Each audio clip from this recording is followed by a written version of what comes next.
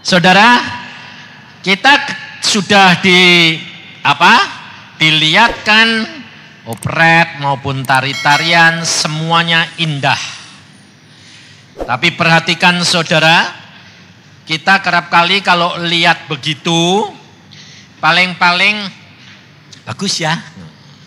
Ya dah. Tapi saudara menyadari enggak? Kalau seandainya saudara yang ketinggalan bagaimana? Kita kerap kali tidak menyadari saudara kalau belum saudara sendiri masuk di dalam penderitaan itu. Maka dari itu saya selalu katakan, kekristenan itu bukan agama saudara. Tetapi di dalam negara kita ini harus punya agama, jadi agamanya Kristen. Tapi kekristenan itu adalah pengalaman pribadi dengan Yesus. Jadi masuk surga itu tidak gandeng-gandengan. Jalannya itu sempit. Dan kalau saudara di kota besar, lalu saudara lihat di kota kecil, di desa-desa, di pelosok-pelosok, ya toh? Saya kerap kali bertanya kepada Tuhan, Tuhan, kalau engkau lawat kota besar, engkau lawat kota desa-desa enggak? Tuhan bilang, aku lawat. Apakah engkau bedakan? Tidak, Tuhan bilang. Karena Tuhan berkata, yang punya banyak dituntut banyak, yang punya sedikit dituntut sedikit. Maka dari itu saudara, saya banyak diskusi dengan Tuhan dan selalu saya pribadi dengan dia. Saya sudah tidak muncul itu kira-kira sekitar 3,5 tahun. Kenapa? Karena tahun 94 Januari Tuhan berkata, Januari 94, 93 dia ngomong, kamu tidak pergi ke penginjilan lagi. Sampai kapan Tuhan? Sampai aku yang menetapkannya. Oke? Dan saya sempat bantah-bantahan, saudara. Makanya dari itu saudara, kalau engkau menjadi orang Kristen, kamu harus benar-benar kenali Tuhan. Mengenal Tuhan itu harus pribadi.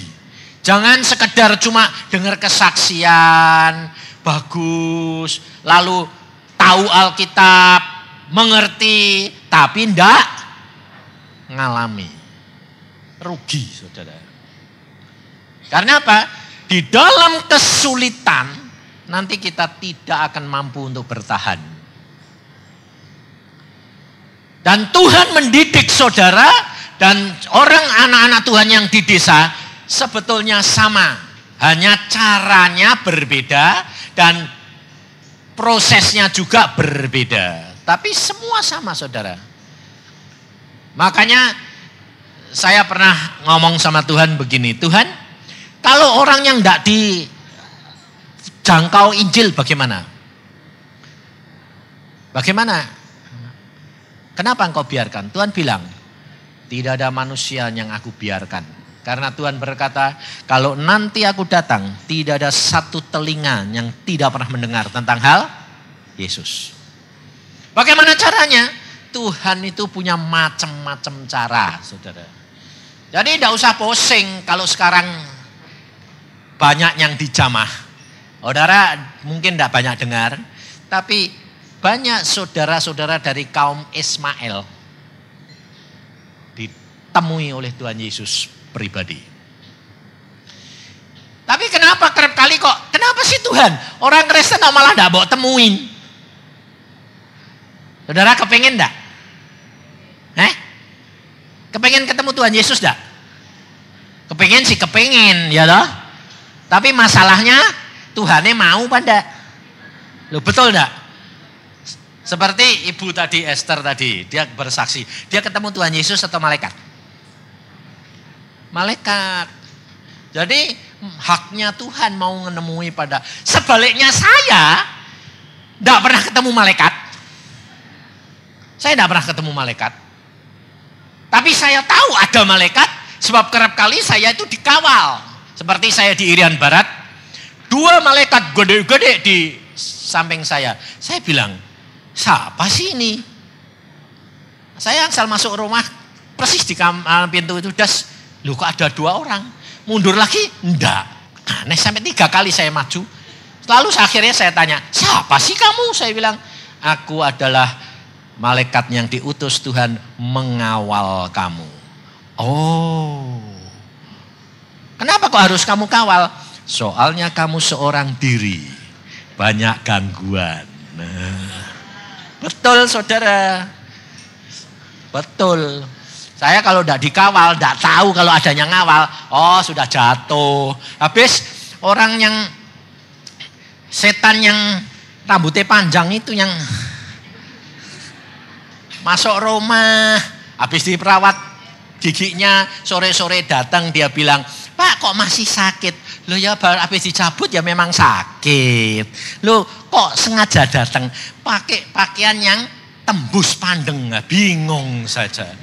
Tapi soalnya saya bisa tenang kenapa? Saya tahu adanya ngawal. Jadi mau berbuat dosa?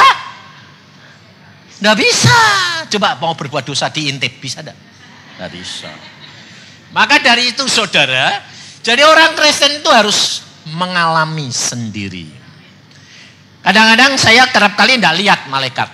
Tapi saya dapat tahu bahwa ada malaikat. Tapi saya kerap kali ketemunya sama Tuhan Yesus sendiri. Kerap kali saya berbantah-bantah sampai Tuhan berkata, kamu ini sebetulnya pemberontak. Ya betul, saya bilang. Tidak ada yang baik dalam diri saya. Saya tukang bantah, saya bilang. Tukang berontak. Ya, tapi kenapa sih Tuhan, kamu kok sayang saya? Saya pernah tanya loh saudara sama Tuhan. Sebab cucu saya lahir, saya dikasih penglihatan sama Tuhan. Dia adalah lembu jantan yang garang tapi rendah hati. Karena saya lihat cucu saya itu lembu jantan garang rendah hati, pikir saya, engkongnya apa? Loh ya toh, kalau cucunya lembu, engkongnya apa? Ya mesti ini bodoh-bodoh lembune toh ya. Waktu saya tanya Tuhan, cucuku kok bagus sih Tuhan lembu jantan. Aku apa? Tuhan berkata apa? Kaget saya. Kamu tidak siapa-siapa kecuali anjing. Nangis saudara saya. Orang yang saudara anggap saya itu dekat dengan Tuhan setiap kali bertemu, ngobrol, berdiskusi tentang firman. Tapi Tuhan berkata, kamu tidak lebih dari seekor anjing di hadapanku. Bayangin saudara. Tapi karena saya sedih, saya berdoa melalui Roh Kudus. Tuhan Roh Kudus, aku kok anjing sih ya Tuhan. Roh Kudus itu benar-benar penghibur, penolong. Maka dari itu alami setiap firman Tuhan. Lalu Roh Kudus itu mimpin begini, kamu jangan susah, jangan sedih. Memang anjing itu jahat, anjing itu najis, kotor, hina, mata keranjang, ya toh. Tapi Tuhan berkata, kamu coba tanya sama Tuhan Yesus. Tapi mengapa engkau kok sayang anjing ini Tuhan? Lebih daripada hamba-hambamu. Lalu Tuhan berkata, nah itu benar Tuhan Yesus. Jadi jangan salah ngerti. Memang Allah itu 3, Bapa, Putra, dan Roh Kudus. Tapi ada wujudnya 3 saudara. Jadi jangan bilang satu-satu. Saya dialog dengan Roh Kudus. Saya berhadapan dengan Tuhan Yesus. Jadi Roh Kudus ada di dalam diri saya omong-omong sama Tuhan Yesus. Jadi Tuhan Roh Kudus bilang, tanya. Nah Tuhan Yesus berkata, itu benar. Sebab saya lihat, Tuhan berkata, di dalam dirimu ada 1. Cuma 1. Tuhan berkata, apa Tuhan? Anjing itu setia. Itu ada di dalam kamu. Yang lainnya enggak punya kamu, jelek semua. Tapi kamu setia. Itu yang aku suka. Lalu Tuhan Yesus itu lucu. Enak anjingnya atau enak hambanya? Aku bilang, lah enak mana? Itu lihat, lalu saya dikasih lihat. Ternyata saya tuh tanya, saya ini anjing gede, anjing herder, anjing geladak, katanya. Tuhan bilang, kamu tuh anjing kecil mainanku. Berarti dikantongin, saudara. Pergi kemana-mana itu sama dia. Kalau dia makan, anjingnya dikeluarin. Pembantunya, hambanya sediain makan. Pembantunya nongkrong lihat, anjingnya ayo makan, turut makan. Nanti dia masuk kamar, anjingnya dikantongi, masuk kamar. Dia tiduran, anjingnya ikut main di tubuhnya dia. Enak mana?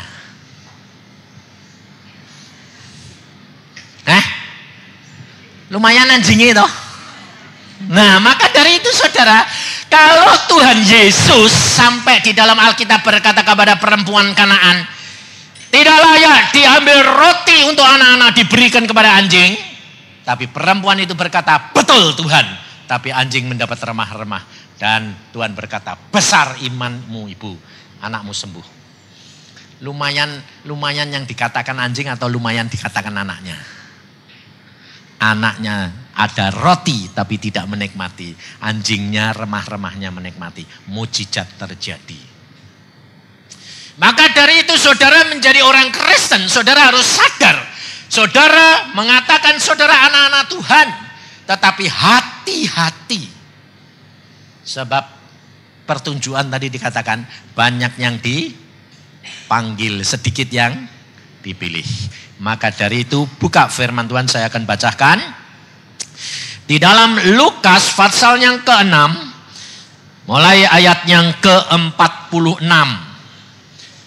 Saya yakin semua sudah mendengar firman Tuhan ini.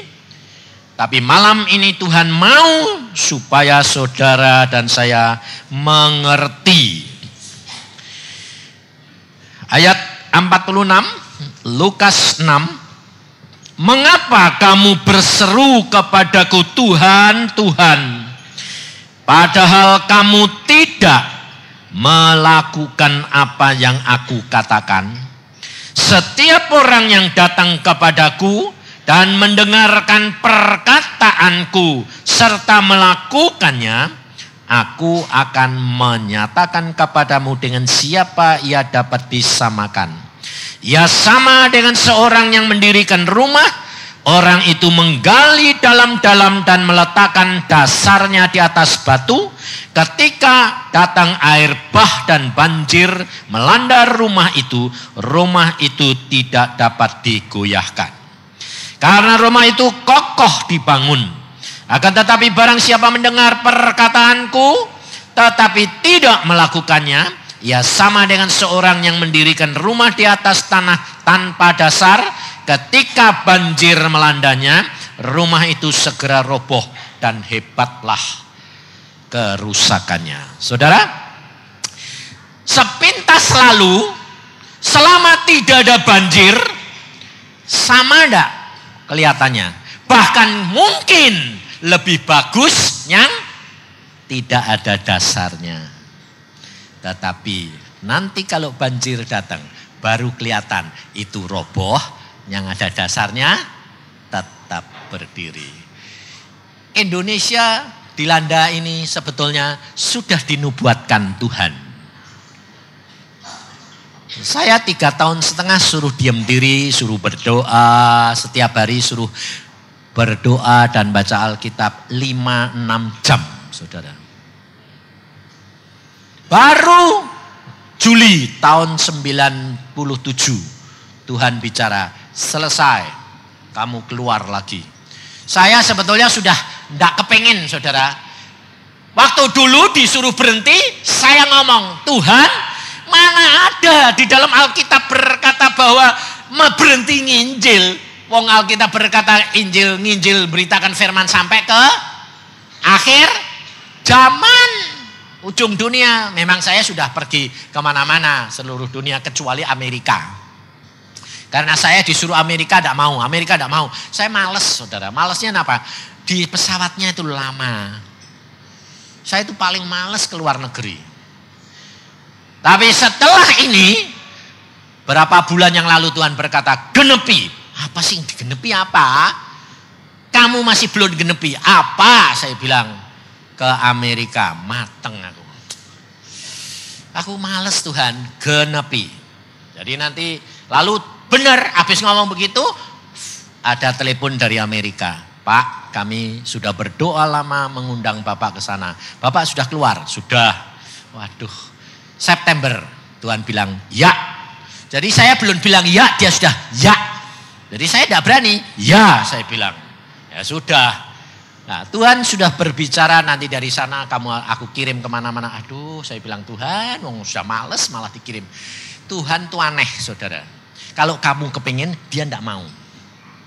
Tidak kepingin. Saudara tidak kepingin, dia mau. Itu Tuhan. Ngerti tidak? Jadi kalau kamu kepingin Bapak, itu jangan ngotot. Percuma. Sebab Tuhan tidak bisa bawa tipu. Aku tidak kepingin, tapi kepingin. Percuma. Tapi kalau saudara serahkan segala sesuatu dalam tangan dia, itu Tuhan. Semua keinginanmu yang tidak kamu katakan diberi. Itu Tuhan. Luar biasa, saya tidak bisa ngerti itu. Sampai sekarang itu Alkitab saya sudah baca 100 kali lebih. Tuhan bilang baca terus. Tapi ya memang baru terus. Sampai saya bilang ini Alkitab kok tidak habis-habis Tuhan. Kok penjabarannya itu dibuka terus. Tuhan bilang sampai kamu mati tidak akan selesai. Berkembang terus. Luar biasa saudara. Seperti Ibu Esther tadi saksi, coba perhatiin saudara. Mengapa yang membuat dia jantungnya tambah parah itu obat atau apa? Obatnya itu? Gara-gara obat loh. Bukan saya anti obat loh. Saya tidak anti obat. Sebab saya sendiri dokter gigi. Nah, kalau saya anti nanti kan tidak punya pasien. Saya tidak anti obat. Tapi saya ajar saudara, dahulukan Tuhan. Kalau Tuhan kamu punya masalah di dalam doa, kamu punya penyakit, kamu punya masalah, jangan memikir lebih dahulu. Tapi Tuhan maunya apa? Sebab rencana Tuhan di dalam hidup kita pasti baik. Amen. Contohnya Ibu Esther tadi ngalami sakit jantung. Akhirnya waktunya dia mau mati, belum waktunya mati. Suruh balik, bisa lihat surga enggak? Hah? Ayo, mau kepengen lihat surga enggak? Hah? Mau kepengen? Tapi sakit jantung dulu mau enggak? Nah, masalahnya itu masalahnya saudara. Saudara masih punya konsep. Mau ini tapi enggak mau bayare. Itu orang Kristen suka itu gratisan. Makanya saudara harus berubah. Kenapa? Karena prinsip dunia yang saudara pegang itu yang menyebabkan saudara tidak menikmati janjinya Tuhan. Sebab itu sudah tertulis di dalam Roma 10. Coba perhatikan. Di dalam Roma pasal 10 ayat pertama, 2 dan ketiga. Saudara perhatikan. Hati-hati saudara. Maka dari itu saya katakan kekristenan saudara harus membaca firman Tuhan dan lakukan. Jangan cuma sekedar mendengar dan mendengar kesaksian, percuma. Lakukan, alami secara pribadi. Roma 10 ayat 1, 2, 3. Saudara-saudara, keinginan hatiku dan doaku kepada Tuhan ialah supaya mereka diselamatkan. Sebab aku dapat memberi kesaksian tentang mereka bahwa mereka sungguh-sungguh giat untuk Allah. Tetapi tanpa pengertian yang benar, sebab oleh karena mereka tidak mengenal kebenaran Allah dan oleh karena mereka berusaha untuk mendirikan kebenaran mereka sendiri, maka mereka tidak takluk kepada kebenaran Allah. Dan ini ternyata tidak melanda agama lain. Melanda lebih banyak, melanda anak-anak Tuhan. Sebab saudara perhatikan. Yang didoakan oleh Rasul Paulus ini adalah orang Israel.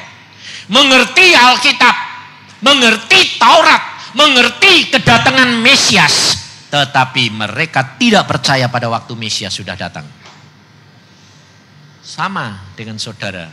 Baca Alkitab tapi memakai pengertiannya sendiri. Kita harus tanggalkan. Sebab Tuhan Yesus sudah berkata, kalau engkau mau menjadi muridku, sangkal diri. Tinggalkan semua-semuanya. Sebab kalau engkau tidak meninggalkan semua-semuanya, tidak bisa menyangkal diri dan mengerti. Sebab jalannya Tuhan itu bukan jalan kita. Jalannya Tuhan itu aneh-aneh, saudara. Saya justru membaca Alkitab karena dulu saya tuh tidak mau jadi orang Kristen. Mengapa? Sebab saya lihat orang Kristen itu munafik. Lebih-lebih kalau Kristennya itu orang kaya. Orang kaya itu susah masuk surga. Betul dah? Yang kedua, orang pinter susah masuk surga. Apalagi kalau sudah kaya pinter, double susah. Maka dari itu saudara, saya katakan, ayah saya pernah menjadi orang terkaya di Jepara. Kalau dia ngomong 7 turunan uangku udah habis. Tahun 60 Tuhan ngomong sama saya masih SMA. Tuhan ngomong sama, sudah mahasiswa. Tuhan ngomong sama saya, aku akan habiskan harta bendanya ayahmu. Saya kaget, loh Tuhan sayang dong, kasihan dong Tuhan. Tidak bisa. Sebab ayahmu tidak akan selamat tanpa dihabiskan. Wah, kalau sudah urusan jiwa, saya juga udah apa-apa sudah Tuhan. Lalu saya kasih tahu ayah saya, Papa itu kaya, tapi Tuhan berkata engkau bakal dihabisin. Ketawa saudara. Karena apa? Dia baca Alkitab, dia ahli Alkitab. Saudara. Kalau saya ajak ngomong, dia bilang apa? Kamu masih kanak-kanak, gak ngerti papa. Tapi saya bilang, Tuhan Yesus bicara sama saya. Dia bilang, ketawa. Mana ada kok Tuhan sekarang masih ngomong. Saudara. Karena apa? Ayah saya dari GKMI. Dari orang GKI, susah. Taunya pinter Alkitab, ahli Alkitab. Kalau suruh bantah-bantahan, pasti geblak semuanya. Tapi Tuhan berkata, saya katakan, Tuhan ngomong sama saya. Bagaimana ngomongnya? Ya ngomong, saya bilang ngomong tuh ya ngomong. Mosok ngomongnya bagaimana? Papa perhatikan, dalam waktu 3 bulan kalau engkau tidak bertobat, kamu akan habis. Ketawa dia. Apa terjadi saudara? Dalam waktu 3 bulan habis harta bendanya. Dibawa pulang ke RRC semuanya. Nah, sebab langganannya orang Cina semua. Dari dari Lampung sampai Medan dan Kepulauan Riau. Habis ludes. Lalu barangnya di rumah masih gudang-gudangan, dikirim kapal. Kapalnya karam semuanya. Bukan barangnya tok sing karam, kapalnya karam. Jadi gara-gara dimuati papa, dia rugi yang punya kapal. Saudara tahu, dalam waktu 3 bulan ludes. Sampai dia akhirnya diem, termenung. Saya bilang, papa bagaimana? Nggak ngira ya, kok bisa habis ya? Saudara tahu? Sebabnya apa saudara? Sebab kita masih terikat dengan harta benda. Itu nomor 1. Tuhan tidak mau. Makanya saya belajar dari Tuhan. Yang penting itu nurut. Tuhan berkata, kamu sekolah dokter. Ya, saya sekolah. Jadi dokter, Tuhan bilang, kamu bekerja. Ya. 15 tahun Tuhan bilang, berhenti jadi penginjil. Ya, nurut aja toh. Yang jamin dia. Sudah nginjil 12 tahun, Tuhan bilang berhenti. 13 tahun, karena 94 Januari Tuhan bilang Berhenti. Ya. Saya bilang, loh Tuhan suruh berhenti. Lu enggak nginjil lagi. Duduk diam di bawah kakimu. Loh saudara. Kalau saudara dan saya tuh nurut, itu paling enak ternyata. Loh, lah istri saya kan ada di sini. Dia kan tanya, apa? Berhenti nginjil? Ya. Dulu waktu saya berhenti dokter ya dia bilang, apa? Berhenti dokter? Ya. Jadi penginjil. Jadi penginjil itu makan apa? Dia bilang. Karena dia lihat penginjil miskin ya Pak Sawi ya. Kelihatannya. Padahal sebetulnya tidak mungkin miskin. Saya bilang, kamu tidak usah khawatir. Saya bertanggung jawab sebagai kepala keluarga, kamu istri, kamu butuh apa minta saya minta Tuhan. Lalu tanyaan istri saya bilang gini, lah kamu mintanya bagaimana? Ya minta, terus bagaimana Tuhan nolong kamu? Ya nolong, caranya tidak tahu. Ya memang tidak tahu toh. Tahu caranya nolong Tuhan tahu? Tidak tahu. Tidak bakal tahu saudara. Ya saya ya tidak tahu. Tapi saya tak percaya pasti ada. Nah lalu istri saya kan tidak mau kalau saya bilang, kamu doa sendiri dong. Tidak. Saya bilang, saya bertanggung jawab. Butuh apa? Minta. Lalu dia tanyaannya tambah mendalam. Minta berapa saja. Jadi tidak mau dibatasi deh. Aku bilang, berapa saja kamu butuh, pasti disediain. Dan Tuhan cukupi luar biasa. Setelah menginjil terus, naik terus. Sampai dunia Tuhan berkata, berhenti. Kaget lagi dia. Apa sekarang berhenti lagi? Berhenti. Lah suruh apa? Doa dan baca Alkitab. Terus enggak nginjil? Enggak. Lah dapat biaya dari mana? Tuhan. Caranya bagaimana? Nggak tahu. Pokoknya nurut Tuhan. Sampai ada 3 hamba Tuhan yang sekarang penginjil yang sekarang mendirikan gereja. Dan salah satu adalah Yeremia. Datang kepada saya. Dia berkata, kalau kita tidak mendirikan gereja Pak, nanti jaminan kita kalau berhenti nginjil bagaimana? Saya bilang, salah motivasimu.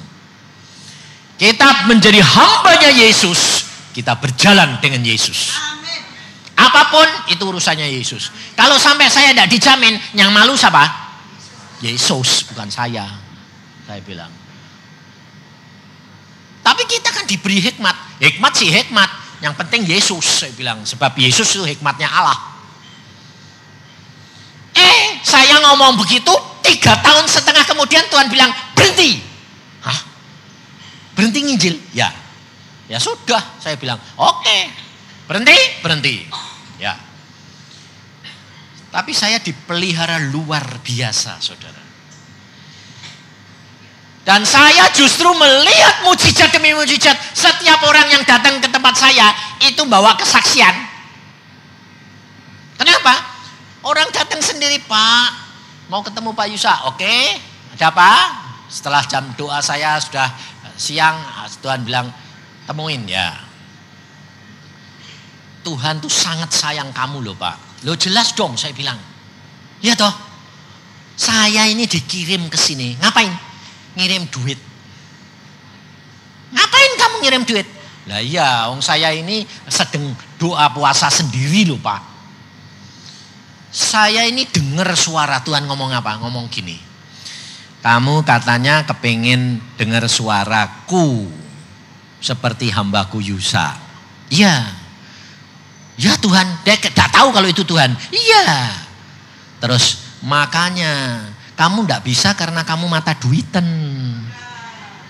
Ya betul, aku masih mata duiten. Terus akhirnya Tuhan ngomong, belajar tinggalkan mata duitenmu.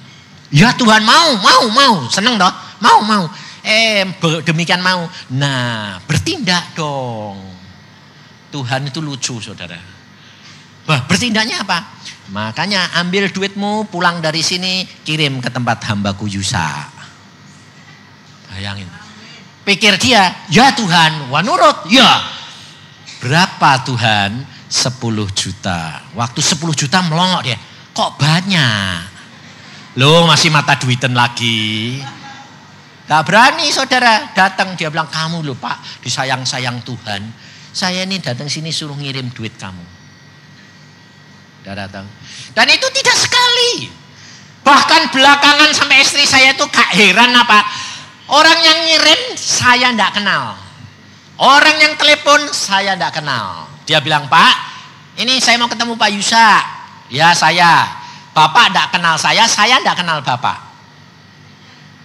Loh, lah kok kamu tahu telepon? Ya itu anehnya Pak. Saya sampai cari-cari telepon Bapak. Kenapa? Sebab Tuhan perintah kirim berkat buat Bapak. Loh, saudara. Makanya kalau Alkitab berkata, burung dikasih makan masa kamu tidak? Betul? Itu saya alami. Lah kamu kepengen ngalami enggak? Hah? Kepengen sih kepengen, tapi nurute nurut enggak? Nah itu masalahnya. Nurute belum, kepengennya sudah telat. Ini enggak bisa saudara. Dan mereka itu luar biasa. Jangan kira kalau saya terima terus seneng gitu. Belum tentu. Kadang-kadang Tuhan bilang, kamu sudah nerima, sudah Tuhan ini untuk apa? Setiap kali saya terima duit, itu saya mesti berdoa. Tapi kalau Tuhan bilang, salurkan. Ya tak salurin. Berapa Tuhan? Semua. Ya semua. Biarin dong duitnya Tuhan. Peduli amat. Nanti kalau saya butuhkan minta. Ini loh saudara. Belajar mengenal dan nurut. Karena itu yang dikatakan Tuhan punya dasar yang kuat. Kalau saudara tidak ngalami sendiri, percuma saudara. Kenapa? Pasti guling. Gak kuat. Tapi kalau saudara ngalami, apapun boleh terjadi. Kamu rileks. Situasi, kondisi kayak begini, saudara tidak terpengaruh. Saya tidak terpengaruh. Kenapa? Lah biarin. Mau moneter sampai keteteran ya ben. Wong saya ya enggak keteteran no. Dolarnya mau naik ya biar, turun ya biar. Wong saya ya enggak punya dolar. Lah ya toh? Kalau saya butuh diberi. Bukan berarti kalau saya enggak punya dolar itu kalau saya butuh enggak diberi. Saudara tahu?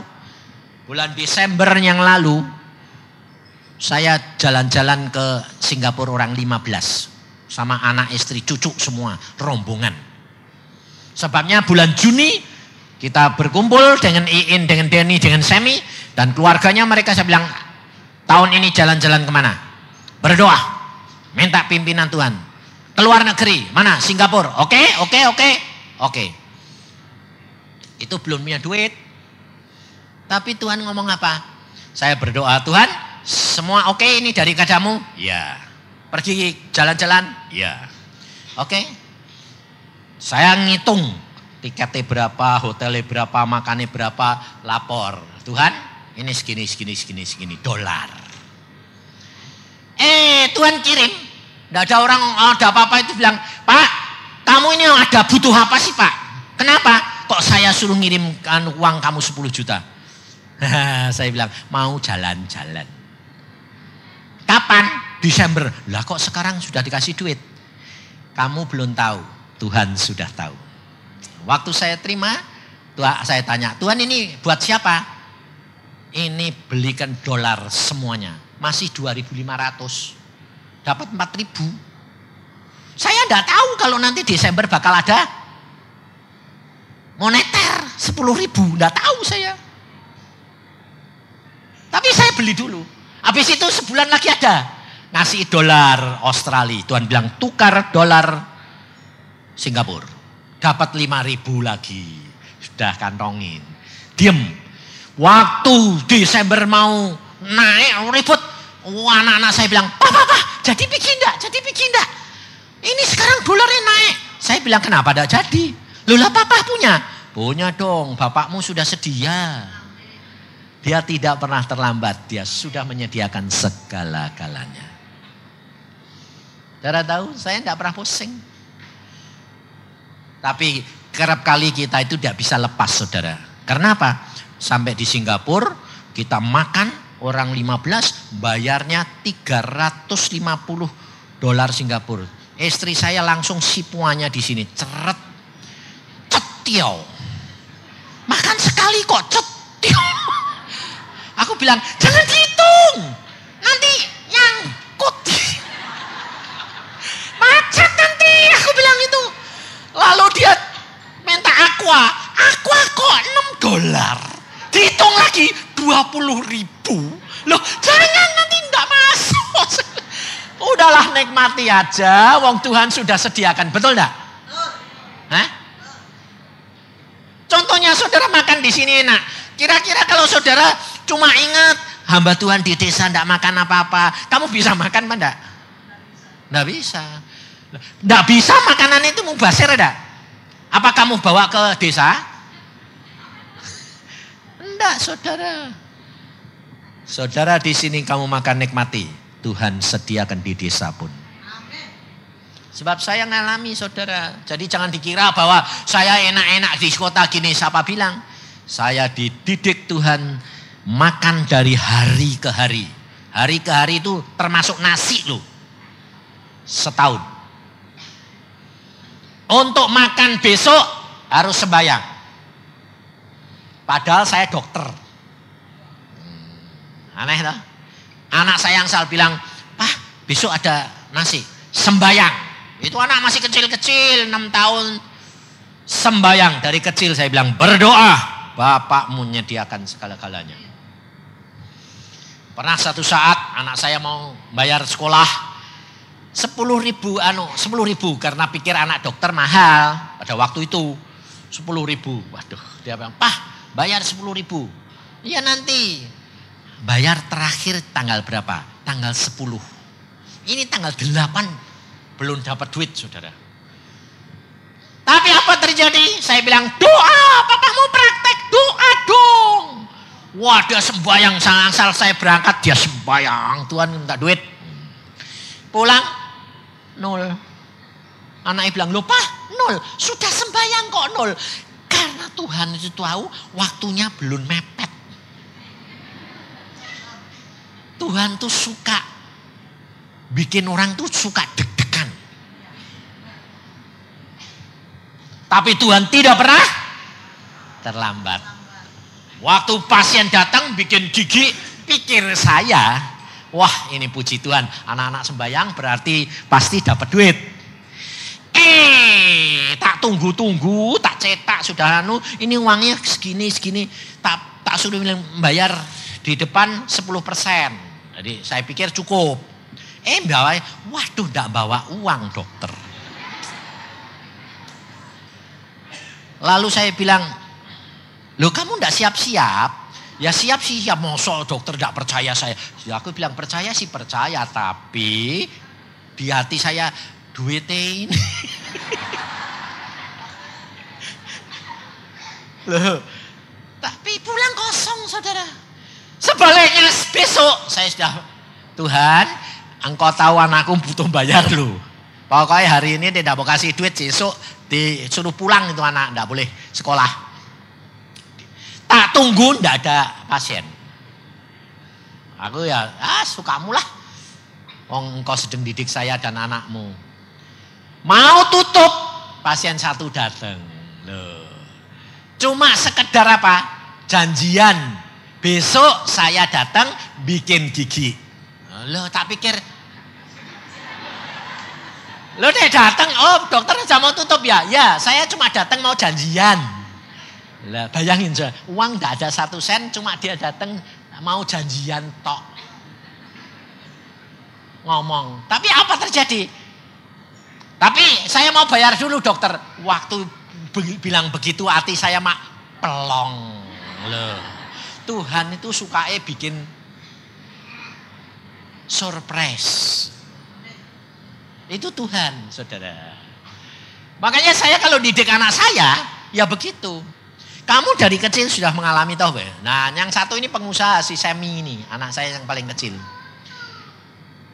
Waktu Tuhan berkata bulan Desember, Aku mau memberkati kamu karena sudah 3 tahun dia tidak diberi hasil 1 sen. Anaknya 2. Rugi, habis uangnya semua karena gara-gara mau cepat kaya main falas. Bangkrut saudara. Semua rumahnya dia bangkrut, bablas semuanya. Termasuk uang saya. Habis daripada utang saya bilang ya nyang bayar Pak 20 ribu Pak, 20 juta Pak, 10 juta Pak. Ini, masuk lama-lama 100 juta. Sudah Sam, makanya ya aku sudah tobat toh. Sudah tobat sungguh. Dididik Tuhan tunggu 3 tahun. Tuhan berkata alami. Proses.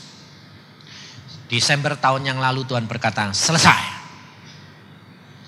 Sudah selesai malah dia ngomong, aku mau berkati kamu. Itu tanah beli. Berapa Tuhan? 1,3 miliar. Bayangin saudara. 0 sen suruh beli tanah 1,3 miliar. 3 hektar setengah. Dia bilang, Tuhan aku ini tidak punya duit. Kamu kalau nyuruh ya mestinya dikasih duit. Nah itu pikiran konsep kita tuh. Tapi Tuhan punya konsep lain saudara. Metode Tuhan bukan metode kamu. Langsung saya bilang nurut saja Sam. Ya sudah. Akhirnya yang punya sertifikat dia bilang mana fotokopinya. Ya dilihat sama dia. Oh ya bagus ini bagus. Apa yang aku lakukan Tuhan? Tuhannya diem. Ya dia diem. Aku bilang Tuhan diem. Jangan cari jalan dewek. Diamin aja. Habis satu saat didorong oleh Tuhan. Bukan ngomong, didorong oleh Tuhan. Kenapa tidak kamu tawar-tawarkan sama teman-temanmu? Bawa fotokopi sertifikat loh saudara. Aku punya tanah. Sudah diimani, aku punya tanah ini. Kamu mau beli enggak? Wah bagus, yuk lihat. Dalam waktu 3 minggu orang-orang ini tanpa surat, tanpa sertifikat, tanpa apa-apa. Orang-orang ngasih duit sama dia. 1 orang 200 juta. Ada 1 anak, bukan anak Tuhan. Dia bilang, anak itu aneh-aneh. Mau surat tidak ada, segala tidak ada kok minta bayar dulu. Lalu istrinya bilang, temui dulu dong Pak. Kamu kan nawar tanah di situ 300. Ini cuma 100. Oh murah gini pasti masalah. Waktu dia ketemu Semi. Dia bilang, heran saya. Saya ketemu anak ini kok bisa percaya. Apa yang diomongkan itu saya aminkan. Langsung dia bilang sama istrinya, ya sudah kasih duit. Berapa? 200 juta. Loh belum ada suratnya Papa. Enggak apa-apa dia ngasih kwitansi anak itu kalau ngomong ya enggak ada. Saudara tahu. Jadi dalam waktu 3 minggu tanahnya itu dibeli. Lalu diundur sebagian bulan Februari yang lalu. Yang sisanya 280 juta. Pikir Semi. Oh laku yang lain. Nanti kan Tuhan berkati ya toh. Loh pikiran manusia itu bukan pikiran Allah. Waktu sudah mepet kurang 3 hari, dia bingung saudara. 280 juta ini dari mana? Tidak ada orang beli lagi. Lalu dia bilang, Tuhan aku tak pinjem temannya Papa ya. Dia sudah kepengen, dia doa. Tuhan aku tak pinjem ya. Ya otomatis orang sudah kepengen doa. Ya otomatis lalu Tuhannya ngomongnya ya. Oh hatimu yang ya. Sehingga pada waktu itu dia ngomong saya, Pak aku mau pinjam sama temanmu. 280 juta. Sudah sembahyang? Sudah. Tapi roh saya bilang, karena dia kepengen. Ngawur kue kepengen. Wah tapi tidak dicoba ya tidak bisa toh Pak. Ya wes cobaan. Coba saudara. Teman saya dihubungin. Teman saya juga bilang, oh ya boleh. Kamu butuh kapan? Besok. Ya sudah ngambil 280 juta. Tapi dia telepon saya. Teman saya ini, anakmu mau pinjam 280 juta. Mau tak kasih? Ngawur, aku bilang itu. Loh kenapa ngawur? Sembayang dulu dong. Jangan langsung dikasih. Kalau tidak bisa balikin, siapa yang nanggung? Loh ya mestinya bisa toh. Dia anak Tuhan. Lah kamu ya anak Tuhan. Sembayang dulu. Sembayang dia. Oh ya tak sembayang. Sembayang besok ngebel saya. betul Tuhan ini enggak boleh. Nah ngawur tau kamu, aku bilang gitu. Lalu dia ngasih tahu Semi, Sem, maaf gak jadi. Kenapa? Tuhannya tidak boleh. Langsung Semi bilang sama saya, Pak, betul kamu Pak gak boleh. Kalau gak boleh terus piye Pak jalannya? Ngucap syukur saja. Pasti bapakmu sudah punya jalan, cuma belum ngomong. Apa terjadi saudara? Dia masuk kamar, saya masuk kamar, saya ngomong sama Tuhan. Bapak, kalau aku konglomerat itu 280 juta. Ya dah. Tapi wong aku ini hambamu, tapi aku percaya surga itu emas, jalanannya jam emas. Tek krikile itu ditendang aja cukup dah. Loh, kalau jalanannya dari emas, krikile dari emas enggak? Ya, kalau itu ditendangi cukup enggak? Cukup, ya dah. Saya punya iman kayak gitu, kamu enggak punya iman kayak gitu sih. Jadi saya ngomong gitu, apa terjadi saudara? Besoknya saya ditelepon orang. Pak, Tuhan ini merintah saya. Merintah apa? Suruh ngirim duit sama kamu. Besoknya saya ditelepon orang. Pak, Tuhan ini merintah saya. Merintah apa? Suruh ngirim duit sama kamu. Buat apa? Kamu disuruh ganti mobil sama sebagian dikasih buat anakmu. Nah, saya kan mikir, wong anak saya butuh 280 juta. Mau ngasih berapa? Langsung dia bilang, aku sudah kirim ke akunmu. Ini bukan family, bukan saudara, bukan orang yang tak layani. Saudara tahu? Dia berkata, aku sudah kirim 400. Pikirku paling-paling 400.000. Sampai aku tanya. Jadi jangan kaget kalau saya hamba Tuhan orangnya belak-belakan. Kalau orang ngirim, saya tanyain, ngirim berapa? 400. 400 apa? 400 juta. Saya yang ganti kaget. Berapa? 400 juta. Hah? Buat apa? Lah ya enggak tahu. Tapi Tuhan bilang begitu. Terus saya doa, Tuhan ini buat apa? Kamu ganti mobil yang 280 juta berikan anakmu. Bayangin saudara. Wah, besok saya bangun, sudah tahu itu masuk bank saya, sudah saya cek, wah ya sudah masuk. Nah, saya bangun tidur, Semia bangun tidur tahun ini. Le, butuh berapa Le kamu? Langsung dia ngomong apa? Papa ini loh, ini deg-degan nih Pak. Besok ini bayar sebab ceknya cair. Jangan khawatir, bapakmu di surga lebih tahu. Ya saya yakin Pak, bapak surga itu tahu. Tapi bapakku ini mau tahu, digituin saya saudara. Saya bilang, saya ya mau tahu, makanya bangun tidur ini saya tanya, kamu butuh berapa sih? 280, kapan? Besok. Ya sudah tuh. Ayo sampai sekarang pergi ke bank sekarang. Ngapain? Loh ya tak kasih duit. Melongok dia. Hah? Papa punya duit? Punya dong. Kalau papa tanya itu punya dong. Wong bapakku di surga sudah kirim. Kapan? Kemarin sudah diisi. Berapa? 400 juta. Situasi kayak begini ini ada orang ngasih papa 400 juta. Iya, situasi tinggal situasi. Tuhan tidak pernah tergantung situasi. Biar resesi tetap resepsi kamu makan. Jadi jangan khawatir saudara. Tetapi yang penting adalah apa? Lakukan firman Tuhan. Waktu saya kirim dia saudara, wah dia bilang, caranya Tuhan kok aneh-aneh. Saudara tahu? Jadi uang 400 juta itu mampir di bank saya cuma semalam. Besoknya habis lagi. Karena besoknya saya ya beli mobil baru 150 juta, saya diambil semi serat 280, yang 40 juta buat perpuluhannya saya salurkan. Saudara, bagi Tuhan tidak ada barang yang mustahil. Tapi masalahnya apa? Dengar firman, baca firman, dan lakukan. Melakukan itu tidak seperti yang saudara bayangkan. Sebab melakukan firman Tuhan itu macam-macam saudara. Tidak sama.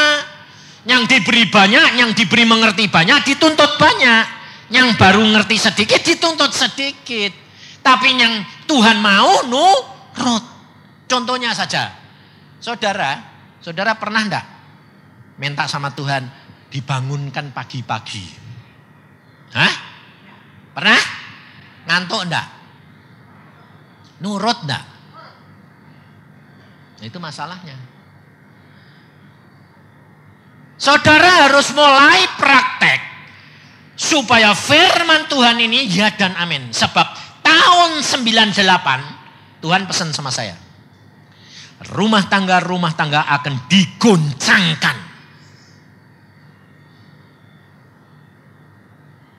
Ekonomi akan digoncangkan. Dan sebentar lagi setelah krisis ekonomi, kamu akan mengalami krisis moral. Setelah krisis moral, krisis rohani. Itu tidak bisa dihindarkan, saudara. Maka dari itu Tuhan berkata, nurut. Kamu harus bangun pagi. Saya sekarang kalau pagi dibangunkan jam berapa? Jam 3, setengah 3. Padahal saya sudah punya komitmen tiap jam 5 mesti bangun sembahyang sama istri saya, sama anak-anak. Tapi Tuhan bilang jam 3 bangun sembahyang. Tadi malam jam setengah 3 Tuhan bilang bangun doa. Saya doa. Banyak orang tanya, loh Pak kalau sudah dibangunkan gitu boleh tidur lagi enggak? Boleh enggak? Boleh. Tapi jangan cuma gini, bangun. Terima kasih Tuhan aku sudah bangun. Tidur. Ya itu namanya sih ngakali Tuhan itu namanya. Bangun, sembahyang sungguh-sungguh, baca firman.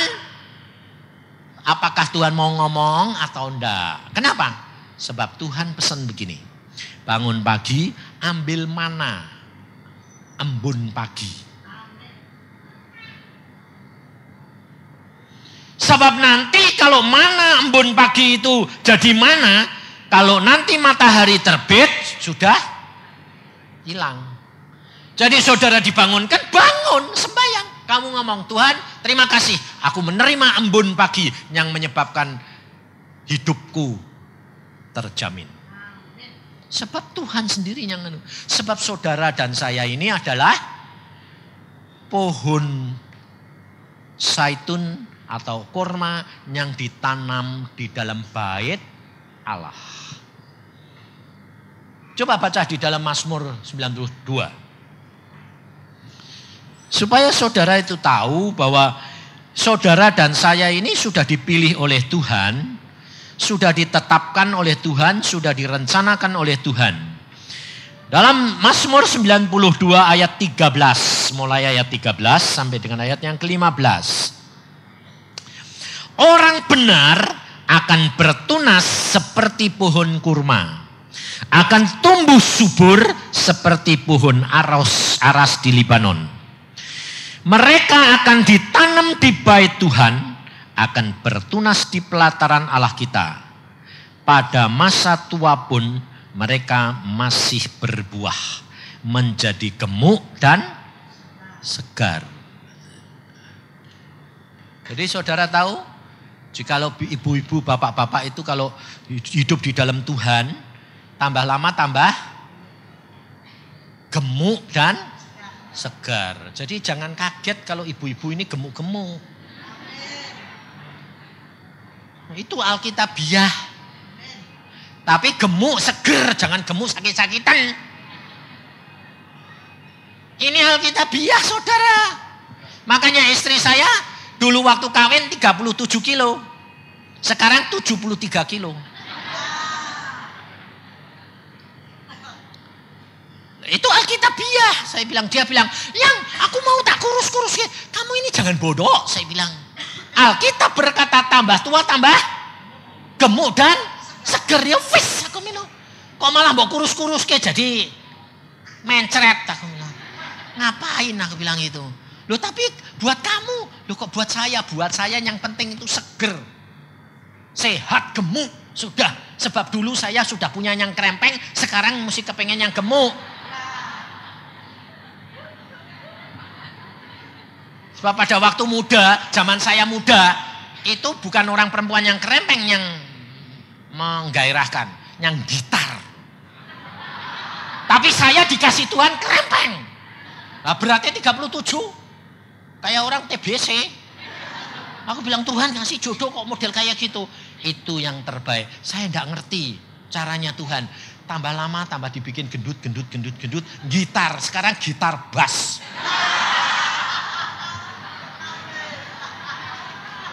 Jadi komplit, saya sudah punya semua. Jadi zaman krempeng, saya tidak kepengen krempeng. Nah, sudah pernah punya. Gitar, dulu gitar, sekarang punya malah gitar bass. Komplit saya bilang. Saudara, ikut dengan Tuhan itu luar biasa. Apa yang kamu inginkan dulu, pasti nanti dicukupin semua. Dan apa yang timbul dalam hatimu, itu adalah pikirannya Tuhan. Sehingga Tuhan menyediakan segala-galanya. Tapi lakukan firman-Nya. Bangun pagi. Habis bangun pagi, baca Alkitab, sembahyang sungguh-sungguh. Kira-kira setengah jam, mau tidur lagi, tiduran. Tapi mana sudah kamu ambil simpen. Sehingga nanti siang kamu tinggal menikmati. Saudara, ini pesan Tuhan untuk tahun 98. Supaya keluargamu terhindar, ekonomimu terhindar. Segala sesuatu akan dipeliharakan oleh Tuhan. Amin. Mari kita berdoa.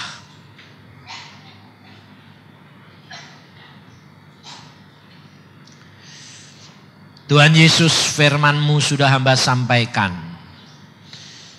Engkau lihat anak-anak-Mu di tempat ini Tuhan. Tidak ada sesuatu pun yang tersembunyi di hadapan hadirat-Mu. Semua adalah milik-Mu, semua adalah anugerah-Mu. Kalau Engkau mau memberi bisa, Engkau mau mengambil pun bisa. Maka dari itu Tuhan, kami sadar bahwa semuanya adalah milik-Mu dan anugerah-Mu. Maka dari itu buat kami mengerti. Karuniakan kepada kami roh pengertian Tuhan.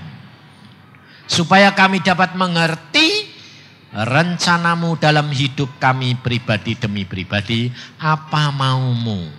Supaya kami melakukannya. Dan kami dapat menikmati firman-Mu dan janji-janji-Mu. Terima kasih Tuhan akan kasih sayang dan setia-Mu. Karena kami tahu Engkau segalanya bagi kami. Engkau setia. Dan buat kami setia sampai pada akhirnya. Mari saudara, minta kepada Tuhan roh pengertian. Karena ini penting buat saudara. Saya sendiri diajari Tuhan. Tuhan berkata kamu minta roh pengertian. Karena itu rohnya Yesus. Supaya saudara dapat mengerti. Tengadahkan tanganmu ke atas. Kamu minta seperti orang mau terima. Tuhan, Engkau lihat tangan-tangan yang teracung. Meminta kepadamu. Pada malam hari ini. Mereka minta roh pengertian. Karuniakan kepada anak-anak-Mu di tempat ini Tuhan. Roh pengertian ini. Supaya mereka mengerti rencana-Mu dalam hidup mereka pribadi demi pribadi. Karena kami tahu Engkau punya rencana yang indah di dalam tiap pribadi. Sehingga kemuliaan Tuhan nyata di dalam pribadi kami. Terima kasih Tuhan. Mari Tuhan turunkan dalam nama Tuhan Yesus. Turun roh pengertian. Terimalah dalam nama Tuhan Yesus, terima. Terima kasih Tuhan.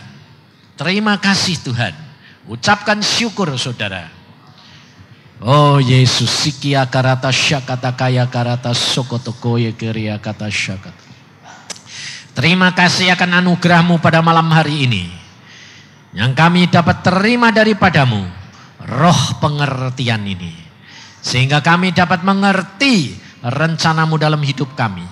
Sehingga pribadi kami dapat menggenapkan rencana-Mu dalam hidup kami. Terima kasih Tuhan.